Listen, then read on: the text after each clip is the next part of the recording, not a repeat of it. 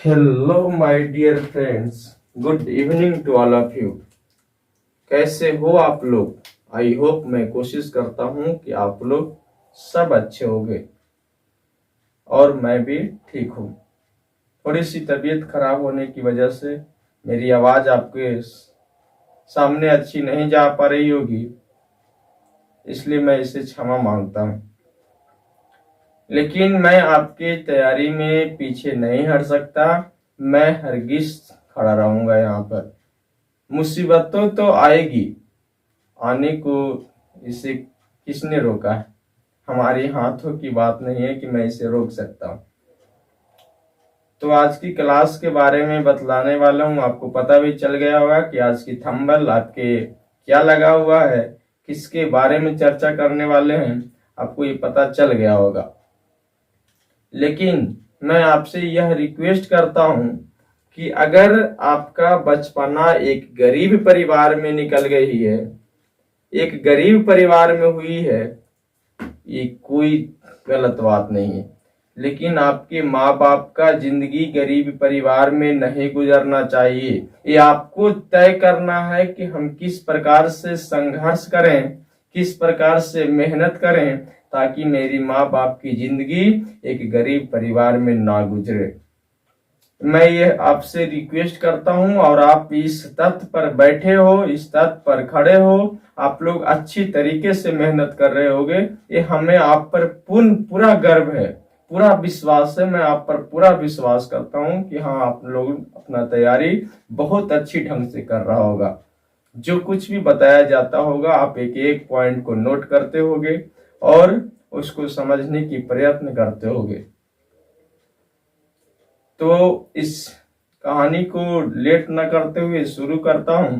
और शुरू करने से पहले वही लाइन, एपीजे अब्दुल कलाम का वही बात कि अगर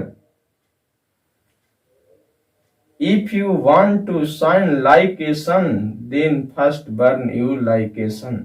अगर तुम सूरज की तरह चमकना चाहते हो, सूरज की तरह खिलना चाहते हो, सूरज की तरह सुंदर बनना चाहते हो, तो सबसे पहले जिस प्रकार से सूर्य जलती है, जिस प्रकार से सूर्य तपती है, उस प्रकार से आपको सूर्य की तरह तपना होगा, जलना होगा।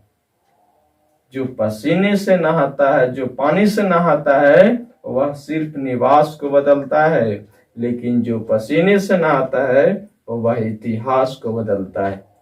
चलिए शुरुआत करते हैं। आज की टॉपिक है रेस्पायरेशन, श्वसन। रेस्पायरेशन एक चैप्टर है जिसके बारे में चर्चा करने वाले हैं। क्या क्या टॉपिक है मेरे को पढ़ने के लिए, इसमें क्या क्या पढ़ेंगे, एक एक पॉइंट पर मैं डिस्कशन करूंगा। जहां पर से भी क्वेश्चन बनने वाली है, एक एक पॉइंट को मैं बताऊंगा। रेस्पायरेशन में हमारा सबसे पहला पॉइंट है, रेस्पायरेशन होता क्या चीज है। ये तो मेरा पहला टॉपिक यही हो गया कि रेस्पायरेशन होती है क्या चीज। फिर उसके बाद ब्रीदिंग क्या होता है, टाइप्स ऑफ रेस्पायरेशन के बारे में डिस्कशन करेंगे। एरोबिक रेस्पायरेशन इन ह्यूमन ये क्या चीज होता है, रेस्पायरेशन इन प्लांट क्या होती है, रेस्पायरेशन इन एनिमल क्या होता है, रेस्पायरेशन सिस्टम ऑफ ह्यूमन मानव में रेस्पायरेशन की क्रिया किस प्रकार से संचालित होती है, इसके बारे में डिस्कशन करूंगा। मैकेनिज्म ऑफ रेस्पायरेशन, इसके बारे में भी डिस्कशन करूंगा। ये हमारे पास इतना टॉपिक है पढ़ने के लिए। कौन कौन, रेस्पायरेशन क्या होता है, किस प्रकार से होती है, डिस्कशन करूंगा। ब्रीदिंग क्या होता है, रेस्पायरेशन और ब्रीदिंग में अंतर क्या होता है, यह भी देखूंगा। टाइप्स ऑफ रेस्पायरेशन, रेस्पायरेशन के प्रकार कितने हैं, आखिर वो प्रकार होता क्या चीज है, इसके बारे में डिस्कशन करूंगा। Aerobic respiration in human being, मानव शरीर में एरोबिक रेस्पायरेशन किस प्रकार से होती है, इसके बारे में डिस्कशन करूंगा।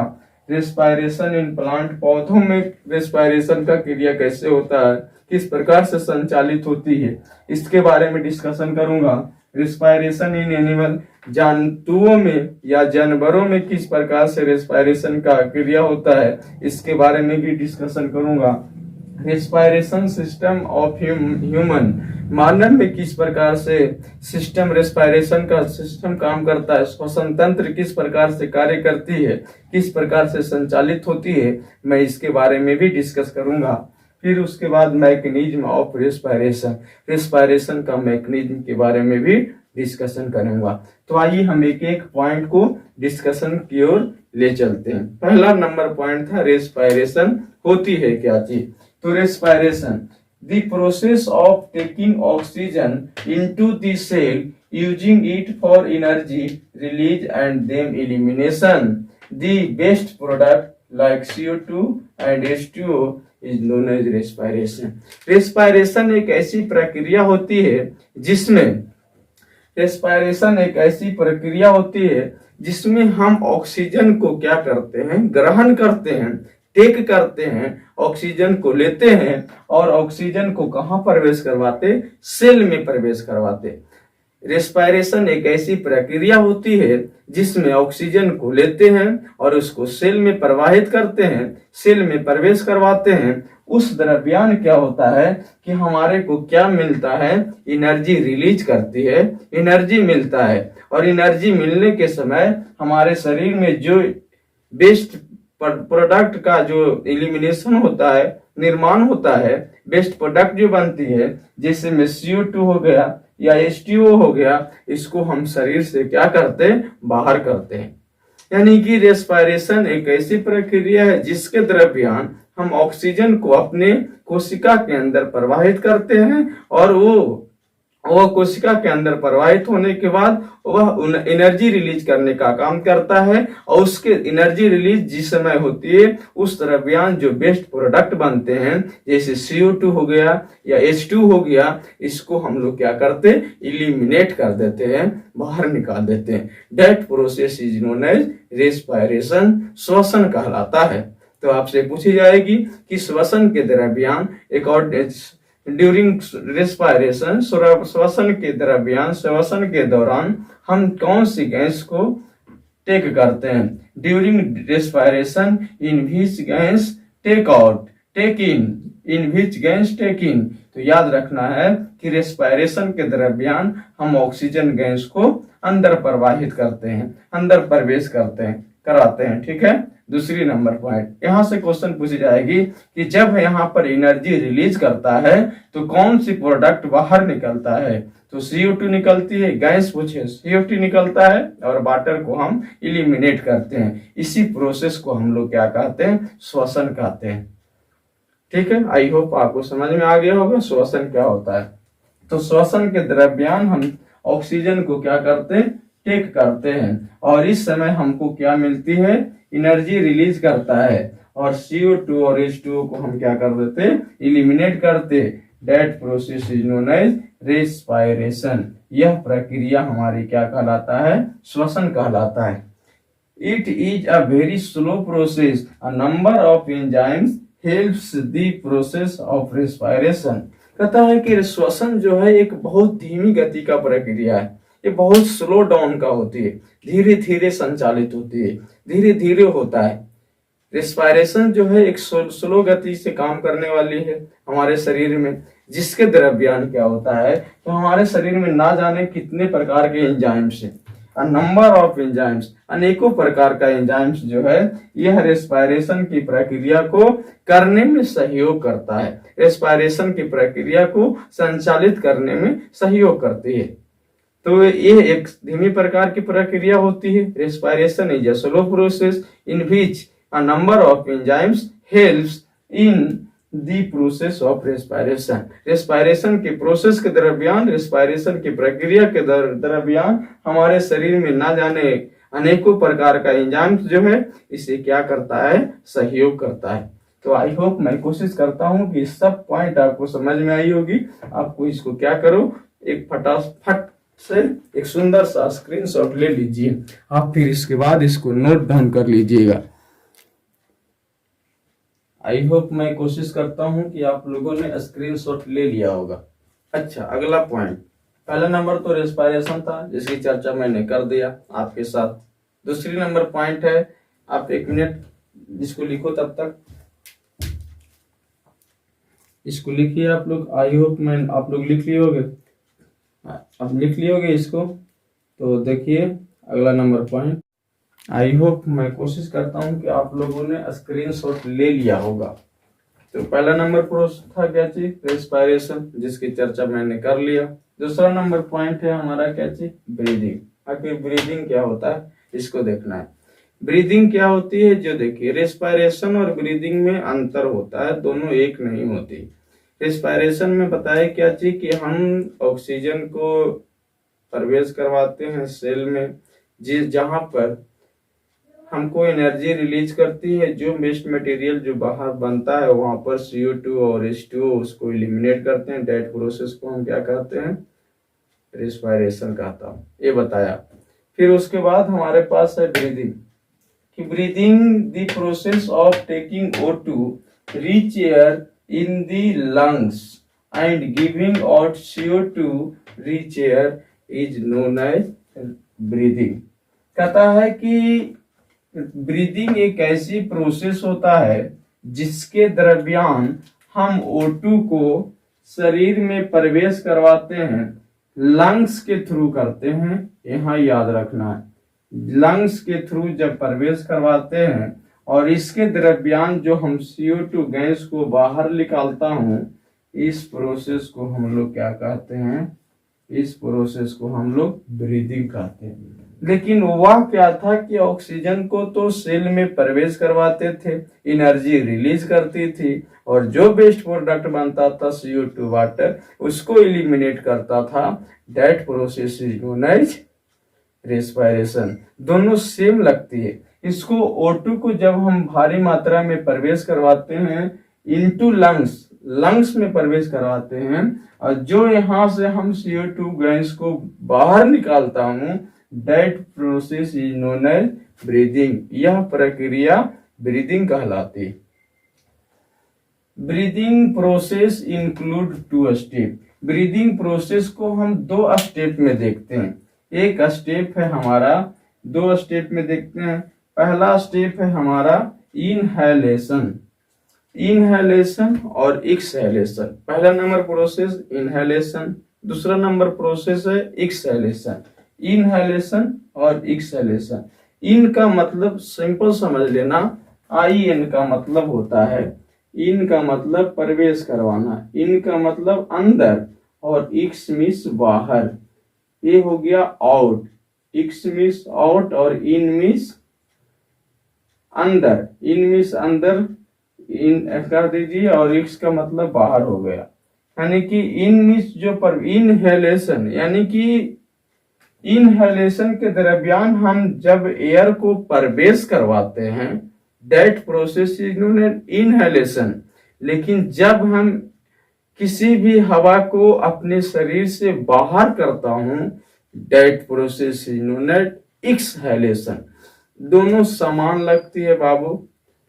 कंफ्यूजन यहाँ पर होता है कि इनहेलेशन में एयर को प्रवेश करवाया जाता है और एक्सहेलेशन से एयर को बाहर निकाला जाता है। The process of taking in air, देखो the process of taking in air is called inhalation, giving out of air is called, giving out of air is called exhalation. जब हम हवा को अपने शरीर के अंदर प्रवेश करवाता हूं या लेता हूं, इस प्रोसेस को इनहेलेशन कहा जाता है। लेकिन जब हम हवा को अपने शरीर से बाहर करता हूं, इस प्रोसेस को एक्सहेलेशन कहा जाता है। तो आई होप इसको समझ में आया होगा। ब्रीदिंग क्या होती है, तो ब्रीदिंग एक ऐसी प्रोसेस है जिसके दरमियान सिर्फ और सिर्फ गैसेस को अदला बदली होता है। मतलब कि एक गैस को लिया था, दूसरा गैस को बाहर कर दिया। ब्रीदिंग एक ऐसी प्रोसेस होती है जिसमें हम सिर्फ गैसेस को एक्सचेंज करता हूं, गैसेस को क्या करता हूं, एक्सचेंज करता हूं। Breathing is that process in which only gases can be exchange. Breathing एक ऐसी प्रक्रिया होती है जिसके दरमियान हम गैसेस को क्या करता हूँ, एक्सचेंज करता हूँ। तो आई होप पहला नंबर पॉइंट रेस्पिरेशन आपको अच्छी ढंग से समझ में आई होगी। दूसरा नंबर हमारा रेस्पिरेटरी ब्रीदिंग था, यह भी समझ में आया होगा। अब हम चलते हैं टाइप्स ऑफ रेस्पिरेशन। इससे पहले हम क्या करते हैं कि रेस्पिरेशन और ब्रीदिंग में जो डिफरेंस होती है, अंतर होता है, इसके बाद इस पर हम पहले चर्चा कर देता हूँ। उसके बाद चलूंगा किस पर, टाइप्स ऑफ रेस्पिरेशन। तो आप क्या करो कि वीडियो को पॉज करके आप स्क्रीनशॉट ले लीजिए और फिर इसके बाद आगे देख लीजिएगा। इसको आप स्क्रीनशॉट ले लीजिए, फिर उसके बाद देखिए। आई होप, मैं कोशिश करता हूं आप लोग स्क्रीनशॉट ले लिए होंगे।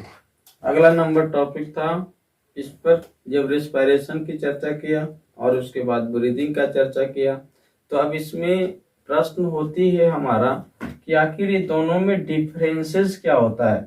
कि सर आप दोनों में बताया हमने कि ऑक्सीजन को ही टेक इन करते हैं, लेकिन आखिर दोनों में मेन अंतर क्या होता है। तो हम दोनों के परिभाषा से पहले स्पष्ट कर देना चाहता हूं कि रेस्पिरेशन होता है छोटू, रेस्पिरेशन जो होता है बाबू, उसके दरमियान जब हम ऑक्सीजन को प्रवेश करवाते हैं, हर एक सेल में इनसाइड द सेल प्रवेश करवाते हैं, शरीर के अंदर, कोशिका के अंदर तक प्रवेश करवाता हूं रेस्पिरेशन के थ्रू। और वहां से जो एनर्जी रिलीज करता है, वहां जब एनर्जी रिलीज करती है, उस दरमियान जो वेस्ट प्रोडक्ट बनता है, जैसे CO2 और H2O है, उसको एलिमिनेट करता है। लेकिन एक प्रोसेस होता है सेल के अंदर, यानी शरीर के अंदर, इनसाइड द बॉडी होता है। लेकिन ब्रीथिंग जो होता है वह प्रोसेस इनसाइड द सेल नहीं होता। इसको हम सेल्स के अंदर नहीं प्रवेश करवाते। ऑक्सीजन को तो टेक इन तो करता हूं, इसके दरमियान भी CO2 को बाहर करता हूं, लेकिन ये प्रोसेस इनसाइड द बॉडी नहीं होती है। ये बात याद रखना है। दोनों में मेन डिफरेंसेस तो हम आपके सामने चर्चा कर दिया। अब इसके बाद हम देखते हैं एक एक पॉइंट को जो हम अभी बताया उस पर। Differences between respiration and breathing. Respiration और ब्रीदिंग में क्या अंतर होता है, इसके बारे में चर्चा करते हैं। Respiration, it is a biochemical process in which glucose is oxidise and CO2 and water are release. कहता है कि रेस्पिरेशन के प्रोसेस के दरमियान एक बायोकेमिकल प्रोसेस होती है। It is a biochemical process, यह एक बायोकेमिकल प्रोसेस है जिसके दरमियान ग्लूकोज को हम जब ऑक्सीडाइज करते हैं, ऑक्सीकरण करते हैं, उस दरमियान हमको क्या चीज, CO2 और वाटर जो है वो बाहर निकलती है। तो याद रखना है कि रेस्पिरेशन कैसी प्रोसेस होता है, बायोकेमिकल प्रोसेस होता है। इसके दरमियान ग्लूकोज को जब हम क्या करते हैं, ग्लूकोज को जब ऑक्सीडाइज करते हैं तो CO2 और वाटर रिलीज करता है। लेकिन इसी के समय एक जो ब्रीदिंग प्रोसेस होता है, breathing is only a physical process. Breathing कैसी होती है, ये फिजिकल प्रोसेस होता है, लेकिन यह कैसे होती है, बायोकेमिकल प्रोसेस होता है। पहला डिफरेंस। इसके दरमियान क्या होता है, इन विच O2 is taken in and CO2 is giving out. इसके दरमियान क्या था कि जब हम ग्लूकोज को ऑक्सीडाइज कर रहा था तो CO2 और वाटर रिलीज कर रही थी, बाहर निकल रही थी। लेकिन इसके दरमियान क्या होता है कि हम O2 को सिर्फ अंदर प्रवेश करवाते हैं और CO2 को बाहर कर देते हैं इसके दरमियान। लेकिन इसके दरमियान जब ग्लूकोज को ऑक्सीडाइज कर रहा था तो हमें उस स्थिति में हमें क्या रिलीज हो रही थी, वाटर और CO2। यही तो मेन अंतर होता है। तो हमें इस तरीके से पढ़ाई करना है। पढ़ाई हमें एक एक स्टेप में देखना है, स्टेप वाइज पढ़ाई करना है। आई होप मैं आप सब बात को समझ रहे होंगे। चलिए देखिए, तो दूसरा नंबर point, it occurs inside the cell. Heat occurs inside the cell. अभी बताया क्या थी कि रिस्पायरेशन का जो प्रोसेस होता है वह सेल के अंदर होता है। जो भी प्रोसेस होती है वह सेल के अंदर होता है। It occurs outside the cell, लेकिन ब्रीदिंग का प्रोसेस सेल के बाहर होता है। जो काम भी करूंगा वह सेल के कहाँ होगा, बाहर में होगी। ठीक है। दूसरी अंतर, it is a gradual and step wise release of energy. हम क्या करते हैं रेस्पायरेशन के दरमियान, जब भी हम ऑक्सीजन को प्रवेश करवाते सेल के अंदर, तो यहाँ पर काम जो होती है वह स्टेप वाइज होता है। एक काम हुआ फिर दूसरा काम होगा, स्टेप वाइज काम होती है, एक एक करके काम होता है। एक ही बार पूरा रफ्तार में नहीं काम होती है, स्टेप वाइज। हम बताया था it is a very slow process. Respiration एक बहुत धीमी गति का प्रोसेस है, जिसमें कोई भी वर्क जो होता है वो स्टेप वाइज होता है। लेकिन इसमें ऐसा नहीं होता, there is no release of energy. इसमें जब हम स्टेप वाइज काम करते हैं तो यहाँ एनर्जी रिलीज होती है।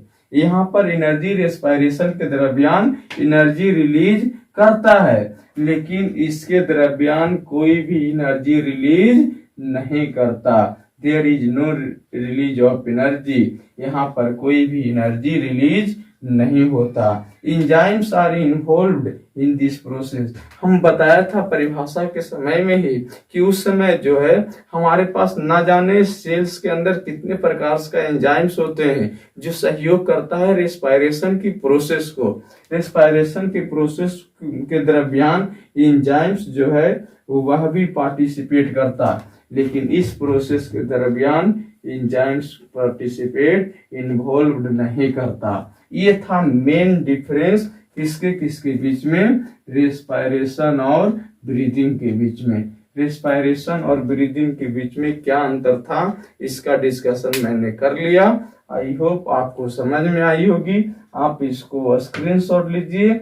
फिर हम देखता हूं टाइप्स ऑफ रेस्पायरेशन, रेस्पायरेशन का प्रकार।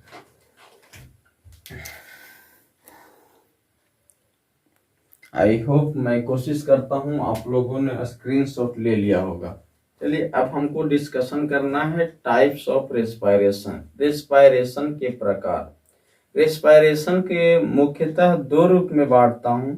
एक होता है एरोबिक रेस्पायरेशन और दूसरा होता है एनएरोबिक रेस्पायरेशन। एरोबिक रेस्पायरेशन के दरमियान क्या होती है और एनएरोबिक रेस्पायरेशन के दरमियान क्या होता है, इस चीज को हम अभी के अभी तुरंत समझने वाले। देखिए एरोबिक रेस्पायरेशन, रेस्पायरेशन को दो भाग में बांटा गया है। Respiration, there are two types of respiration, aerobic respiration और दूसरा होता है एनएरोबिक रेस्पायरेशन। एरोबिक रेस्पायरेशन क्या होती है, in this types of respiration complete oxidation of glucose takes place. कहता है इस रेस्पायरेशन के दरमियान ग्लूकोज का ऑक्सीकरण यानी कि ऑक्सीडेशन पूर्णतः समाप्त हो जाती है, पूर्ण रूप से हो जाती है। कंप्लीट ऑक्सीडेशन होता है किसका, ग्लूकोज का। लेकिन एनएरोबिक रेस्पायरेशन के दरमियान ग्लूकोज का कंप्लीट ऑक्सीडेशन नहीं हो पाता है, कंप्लीट ऑक्सीडेशन नहीं हो पाता है। तो हमें तो यहाँ पर ये मालूम होना चाहिए कि आखिर ऑक्सीडेशन होता है क्या चीज, ऑक्सीकरण। ये ऑक्सीडेशन और एक रिडक्शन होता है। ये एक चैप्टर है 12th क्लास का, 10th में भी मिलेगी, आगे चलकर आपको मिलेगा। इसमें आपको शॉर्ट में समझ लेना है क्या चीज, कि जब हम एरोबिक रेस्पायरेशन को ही, जब हम कंप्लीट ग्लूकोज को ही जब कंप्लीट ऑक्सीडेशन मिलती है, इस दरमियान क्या होता है, ऊर्जा भी निकलता है, CO2 भी निकलता है और वाटर भी बनती है। कहने का मतलब कि ऑक्सीजन पूर्ण रूप से प्राप्त होती है और ऑक्सीजन जिसमें नहीं प्राप्त होता है ये ऑक्सीडेशन रिएक्शन नहीं कहलाता। आपको बहुत विस्तार से पढ़ने के लिए मिलेगा। ऑक्सीडेशन रिएक्शन क्या होता है और फिर उसके बाद आपको रिडक्शन रिएक्शन क्या होता है, ये दोनों आपको विस्तार से पढ़ने के लिए मिलेगा। आगे जाओगे तब मिलेगी। तो फिलहाल आपको इतना ही समझना है कि ऑक्सीडेटिव एरोबिक रेस्पिरेशन के दरमियान क्या होता है, ग्लूकोज का कंप्लीट ऑक्सीडेशन होता है, जिसमें ग्लूकोज का अगर कंप्लीट ऑक्सीडेशन मतलब ग्लूकोज कंप्लीट रूप से अगर विखंडन हो जाती है, उस प्रकार की रेस्पिरेशन को एरोबिक रेस्पिरेशन कहा जाता है।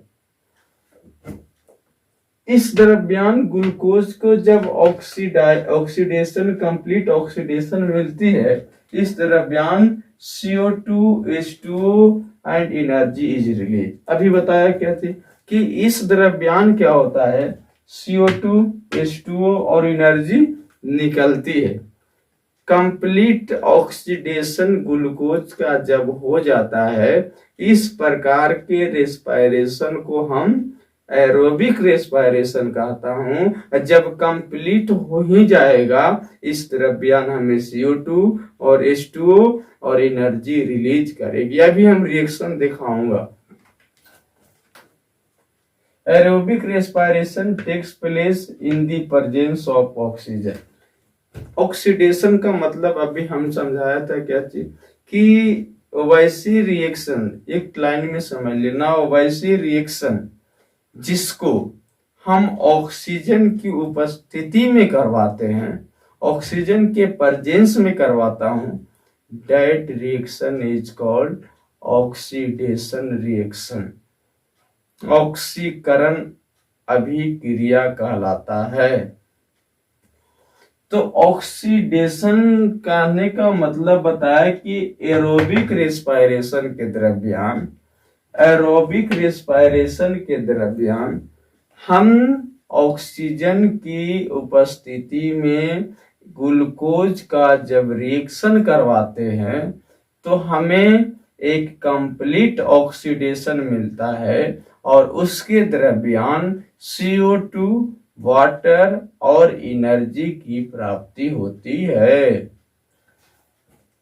and is carried out in the bodies of almost all living animals and plants। जब एक कंप्लीट ऑक्सीडेशन जब हो जाता है और यही ऊर्जा ऑलमोस्ट सभी प्रकार के जंतुओं में और पादपों में, यानी कि पौधों में, प्लांट्स में, पूरे बॉडीज में कैरिड करता है, पूरे बॉडीज तक पहुंचाने का काम करता है, लगभग सभी अंग तक पहुंचाने का काम करती है। ये एनर्जी को पहुंचाने का काम करती है। जो एनर्जी रिलीज करती है वो एनर्जी ऑलमोस्ट सभी लिविंग सेल में या लिविंग एनिमल्स, प्लांट्स हो गया, सभी बॉडीज तक पहुंचाने का काम करता है। आखिर इसका रिएक्शन क्या होता है, क्या होता है, जो देखिए कि जब हम ग्लूकोज का रिएक्शन, जब हम ग्लूकोज का रिएक्शन प्रेजेंस ऑफ ऑक्सीजन किसकी उपस्थिति में करवाता हूं, तो याद रखना प्रेजेंस ऑफ ऑक्सीजन, ऑक्सीजन की उपस्थिति में जब रिएक्शन करवाता हूं, तो इस स्थिति में हमें किस चीज की प्राप्ति होता है, तो याद रखना CO2,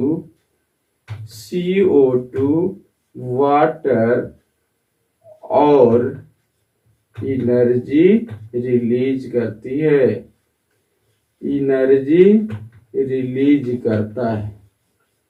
ठीक है, इस प्रकार के रिएक्शन को हम क्या कहते हैं, तो इस प्रकार के रिएक्शन को एरोबिक रेस्पिरेशन कहते हैं, याद रखना। तो एरोबिक रेस्पिरेशन के दरमियान हम ऑक्सीजन की उपस्थिति में जब ग्लूकोज का अभिक्रिया करता हूं, तो इस स्थिति में CO2 और H2O और एनर्जी की प्राप्ति होती है। इस प्रकार के रेस्पिरेशन को कौन सी रेस्पिरेशन कहा जाता है? एरोबिक रेस्पिरेशन कहा जाता है। तो आई होप आपको इस बात को समझ में आया होगा। तो आप इसको स्क्रीनशॉट ले लो, फिर एनाएरोबिक पर चर्चा करता हूं।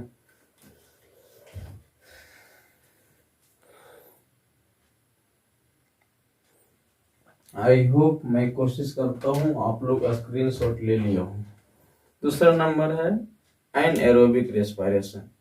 एनाएरोबिक रेस्पिरेशन के द्रव्यान क्या होता है कि ग्लूकोज का कंप्लीट ऑक्सीडेशन नहीं हो पाता। तो इस स्थिति में हमें किसकी प्राप्ति होता है? तो एक अल्कोहल का निर्माण होता है, फिर उसके बाद CO2 का निर्माण होता है और एनर्जी का निर्माण होता है। अब सीधा एक लाइन में आपसे याद रखना कि एरोबिक रेस्पिरेशन के दरमियान ग्लूकोज का कंप्लीट ऑक्सीडेशन होता है। उस स्थिति में H2O, CO2 और एनर्जी की प्राप्ति होता है, जो पूरे कंप्लीट होल बॉडीज तक उसको कैरिड करने का काम करता है। लेकिन दूसरी बात है क्या चीज? एनाएरोबिक रेस्पिरेशन के दरमियान ग्लूकोज का कंप्लीट ऑक्सीडेशन नहीं हो पाता। तो इस स्थिति में हमें अल्कोहल की प्राप्ति होता है। अल्कोहल और CO2 और एनर्जी की प्राप्ति होता है। तो ये दोनों डिफरेंसेस है, ये दोनों के बीच में। आई होप समझ में आ रही होगी मेरी बात को। तो देखिए आगे बात करता हूँ।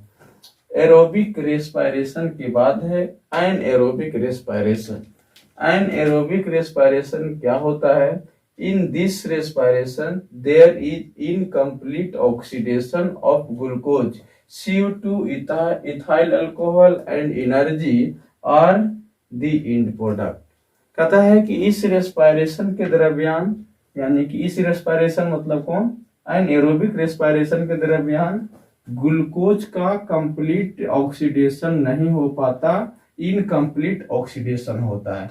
इस स्थिति में हमें CO2 और इथाइल अल्कोहल यानी अल्कोहल और एनर्जी की प्राप्ति होता है, जो इसका अंतिम उत्पाद होता है, एंड प्रोडक्ट होता है। अभी हम दिखाएंगे इसको और उसके बाद समझाएंगे।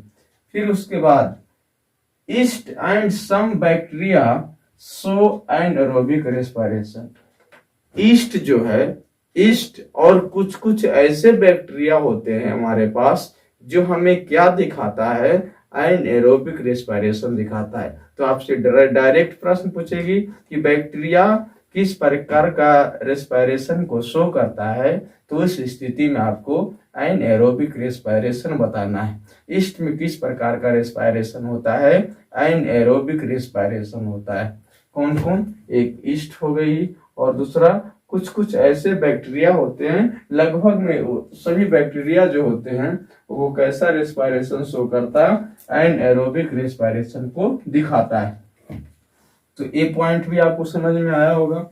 एनाएरोबिक respiration microorganism present in food and alcohol cause fermentation.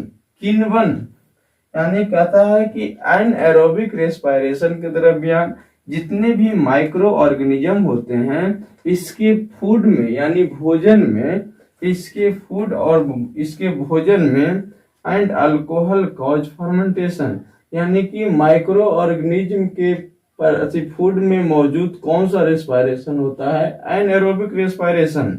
और इसमें जो जब एनाएरोबिक रेस्पिरेशन होता है तो इस स्थिति में अल्कोहल की प्राप्ति होता था, और ये अल्कोहल जो है किसका किण्वन करता है? अल्कोहल जो है वह फर्मेंटेशन करता है।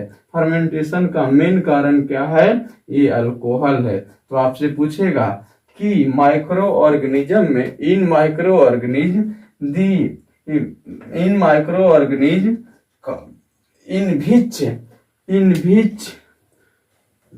इन विच ऑब्जेक्ट कॉज फर्मेंटेशन। तो इस स्थिति में अल्कोहल बताना है। अल्कोहल आपको याद रहना चाहिए कि अल्कोहल ही एक ऐसे है जो माइक्रो ऑर्गेनिज्म के भोजन में जब एनाएरोबिक रेस्पिरेशन होता है, इस स्थिति में इसका मेन कारण जो है फर्मेंटेशन का मेन कारण कौन बनता है, मेन दोष कौन बनता है, मेन निर्दोष कौन बनता है, जिसको दोषी बोल रहे हैं वो है अल्कोहल। अब कहता है कि एनारोबिक रेस्पिरेशन के दरमियान हम इसका रिएक्शन विदाउट ऑक्सीजन को करते हैं, यानी कि एब्सेंस ऑफ ऑक्सीजन, बिना ऑक्सीजन की उपस्थिति में जब इसका रिएक्शन करवाता हूं तो अल्कोहल की प्राप्ति होती है, CO2 का प्राप्ति होता है और एनर्जी रिलीज करता है। तो अब इसको देखते हैं रिएक्शन हम, कि जब हम ग्लूकोज का रिएक्शन, किसका, ग्लूकोज का reaction absence of oxygen, absence of oxygen यानी कि ऑक्सीजन की अनुपस्थिति में करवाता हूं, तो इस स्थिति में हमें क्या चीज का, इथाइल अल्कोहल बताया, यानी कि अल्कोहल बनता है। अल्कोहल के बाद हमको क्या चीज की प्राप्ति होता है, तो कार्बन डाइऑक्साइड की प्राप्ति होता है और इसके बाद एनर्जी की प्राप्ति होती है। इसकी एनर्जी का प्राप्ति होता है। इस प्रकार के रिएक्शन को क्या कहते हैं, एनएरोबिक रेस्पिरेशन। इस प्रकार के रिएक्शन को क्या कहते हैं बाबू, एनएरोबिक रेस्पिरेशन। तो इस स्थिति में हम ऑक्सीजन की अनुपस्थिति में करवाता हूं, ग्लूकोज का रिएक्शन ऑक्सीजन की अनुपस्थिति में करवाते हैं, तो इस स्थिति में हमें किसकी प्राप्ति होता है, एक अल्कोहल का निर्माण होता है, CO2 और एनर्जी का निर्माण होता है। और ऐसे रिएक्शन को हम क्या कहते हैं, ऐसे रेस्पिरेशन को क्या कहते हैं, एनएरोबिक रेस्पिरेशन। तो एरोबिक और एनएरोबिक का मतलब समझ में आया होगा। एरोबिक में CO2 H2 और एनर्जी रिलीज करती है जो पूरे होल बॉडीज तक कैरी करता है, लेकिन इसमें अल्कोहल का निर्माण करता है। ये अल्कोहल ही मेन दोष किसका बनता है, मेन दोषी किसका बनता है, फर्मेंटेशन का बनता है। ये अल्कोहल ही फर्मेंटेशन का मेन कारण बनता है, मेन दोषी बनता है। तो आई होप आपको सब पॉइंट समझ में आया होगा। अगले दिन देखेंगे एनएरोबिक रेस्पिरेशन इन ह्यूमन, मानव में एनएरोबिक रेस्पिरेशन किस प्रकार का होती है। तो आपको एक एक पॉइंट समझ में आया होगा। आपको अगर समझ में आई होगी तो आप कमेंट करके जरूर बताइएगा। आप कमेंट नहीं करते हैं, बहुत गलत काम है आपका। इसके लिए आपको बहुत निर्दोष ठहराया जाओगे। तो हम इसमें क्या कर सकता हूँ, आपको कमेंट करके बताइए। वीडियो अगर अच्छा लगा होगा तभी बताइए, नहीं भी लगा होगा तभी बताइए। आप हमें जरूर इन्फॉर्म कीजिए। हम इस स्थिति में आपके सामने खड़ा हो पाया हूँ तो समझ लीजिए आप मेरे लिए इतना भी नहीं कर सकते कि शेयर नहीं कर सकते, लाइक नहीं कर सकते, सब्सक्राइब नहीं कर सकते, तो आप क्या कर सकते हो। हमें इसी से मोटिवेशन मिलता है, इसी से हमें एनर्जी की प्राप्ति होती है और मैं यहाँ पर खड़ा हो पाता हूँ आपके लिए, इतना खराब स्थिति में भी खड़ा हो पाता हूँ। और क्या कर सकता हूँ। तो आपको वीडियो को लाइक, सब्सक्राइब, शेयर जरूर करना है और कमेंट में जरूर बताना है कि वीडियो आपको कैसा लगा। अच्छा लगा तब भी कमेंट करके बताइए और नहीं भी लगा तब भी बताइए कि हमें और कुछ चाहिए, उस चीज को लिख दीजिए कमेंट में। हम कमेंट को पढ़ के हम उसको सुधारने की कोशिश करूंगा। तो आपको क्या करना है, स्क्रीनशॉट ले लीजिए। तब तक फिर मिलते हैं एक नए क्लास के साथ। तब तक के लिए thank you, good bye, all the best, best of luck.